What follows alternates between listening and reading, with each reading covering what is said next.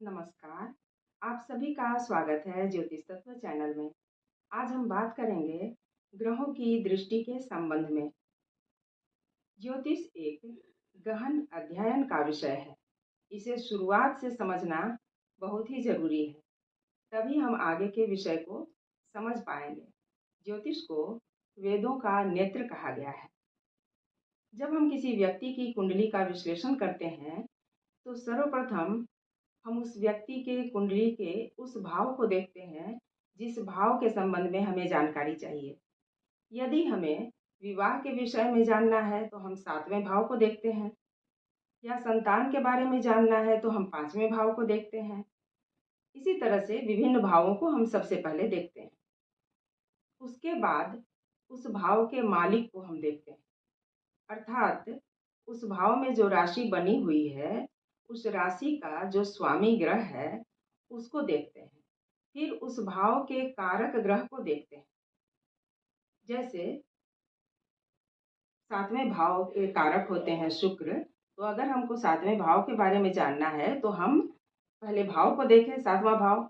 विवाह के बारे में जानना है तो 7वें भाव को देखें। फिर हम 7वें भाव में बनी हुई राशि को देखें, इसके स्वामी ग्रह को देखें और फिर इस भाव के कारक ग्रह को देखें। तो यहाँ के कारक होते हैं शुक्र, तो शुक्र को देखें। फिर हम ये देखते हैं कि इस भाव पे किन शुभ या अशुभ ग्रहों की दृष्टि है। तो आज हम ग्रहों की दृष्टि की ही चर्चा करेंगे और ये जानेंगे कि कौन से ग्रह किस भाव पे दृष्टि डालते हैं। ग्रह 9 होते हैं जो कि हम पहले जान चुके हैं। उसमें सूर्य को ग्रहों का राजा माना गया है। तो सूर्य और चंद्रमा 7वें भाव पर दृष्टि डालते हैं।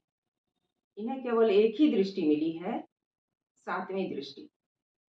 तो जहाँ पे जो ग्रह बैठे रहते हैं हम वहीं से गिनना प्रारंभ करते हैं।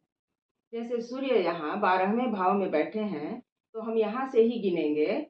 तो यहाँ से 1 2 3 4 5 6 7, सूर्य की 7वीं दृष्टि यहाँ 6ठे भाव पे पड़ रही है।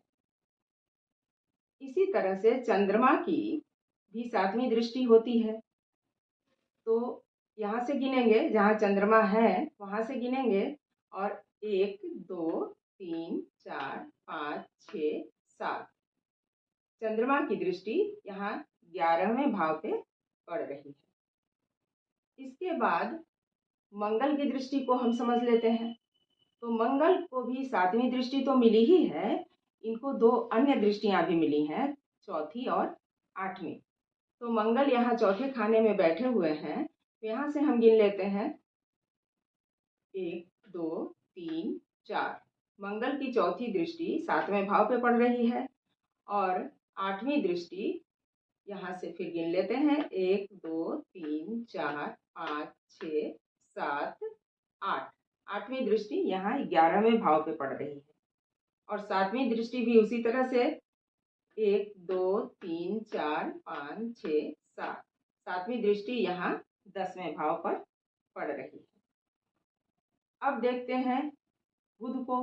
तो बुध को केवल 7वीं दृष्टि मिली है। जैसे हम सूर्य का गिने, मंगल का गिने, उसी तरह से बुध के लिए भी 7वीं दृष्टि हम इस तरह से गिनेंगे। यहाँ बुध बैठे हैं इस भाव में, तो यहाँ से 1 2 3 4 5 6 7, बुध को केवल 7वीं दृष्टि मिली है। और गुरु को 7वीं दृष्टि के अलावे 2 और दृष्टियां मिली हैं, 5वीं और 9वीं। गुरु जहां भी बैठते हैं तो वहां से गिन लेंगे 1 2 3 4 5 6 7, गुरु 7वीं दृष्टि से यहाँ 5वें भाव को देख रहे हैं और गुरु को एक 5वीं दृष्टि भी मिली है। तो 1 2 3 4 5, गुरु अपनी 5वीं दृष्टि से तीसरे भाव को देख रहे हैं और 9वीं दृष्टि भी है गुरु को मिली हुई। तो 1 2 3 4 5 6 7 8 9, गुरु अपनी 9वीं दृष्टि से सातवें भाव को देख रहे हैं। अब आगे बढ़ते हैं, देख लेते हैं कि शुक्र को कौन सी दृष्टि मिली है। तो शुक्र को केवल सातवीं मिली है। जिस तरह से मैंने गिना यहाँ, उसी तरह से शुक्र से शुरू करके 1 2 3 4 5 6 7 ऐसे ही गिन लेंगे। तो सातवीं दृष्टि शुक्र की विवाह के भाव पर पड़ रही है, सातवें भाव पर पड़ रही है। अब शनि की दृष्टि सातवें भाव की तो मिली ही है, उनको भी दो अन्य दृष्टियां भी मिली हैं, तीसरी और 10वीं। तो शनि जहां भी बैठे हैं वहां से हम गिन लेंगे। तो 1 2 3 शनि अपनी तीसरी दृष्टि से आठवें भाव को देख रहे हैं। और सातवीं दृष्टि तो मिली ही है, 1 2 3 4 5 6 7 शनि अपनी सातवीं दृष्टि से 12वें भाव को देख रहे हैं। और फिर 10वीं दृष्टि भी एक मिली है, उसी तरह से गिन लेंगे। 1 1 2 3 4 5 6 7 8 9 10 शनि अपनी 10वीं दृष्टि से पराक्रम भाव को यानी तीसरे भाव को देख रहे हैं।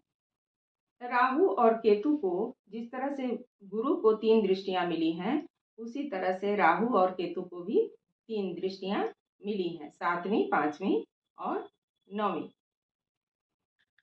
तो दृष्टियों के बारे में कहा जाता है कि जहाँ पे ग्रह बैठते हैं उससे ज्यादा प्रभाव उनकी दृष्टियों का होता है। उसमें भी बृहस्पति की दृष्टि सर्वाधिक महत्वपूर्ण होती है, क्योंकि बृहस्पति जहाँ देखते हैं वहाँ अमृत की वर्षा करते हैं।